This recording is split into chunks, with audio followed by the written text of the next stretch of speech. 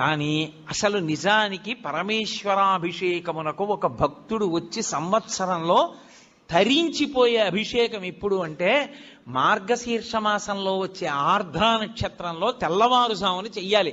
చిదంబరంలో నటరాజస్వామికి చిదంబరంలో మోక్షలింగము అని శంకరాచార్యులు వారు పరమశివుడి దగ్గర నుంచి 5 లింగాలు తీసుకొచ్చారు.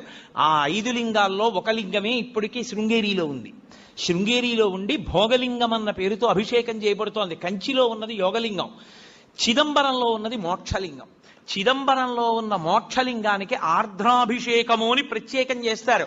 అసలు నిజానికి దానితో కలుపుకుంటూ ప్రతి శివాలయంలో మార్గశీర్ష మాస ఆర్ద్ర నక్షత్రం నాడు తెల్లవారుజామున 3-4 మధ్యలో చెయ్యాలి అభిషేకం. దేవాలయాన్ని మంగళ వాయిద్యాలతో పరమేశ్వరుణ్ణి మేల్కొల్పి ఉత్సవమూర్తుల్ని తీసుకొచ్చేసి గబగబా ఆలయాన్నంతటినీ శుద్ధి చేసుకోవాలంటే సిద్ధం చేసుకుని పరమేశ్వరుడికి అభిషేకం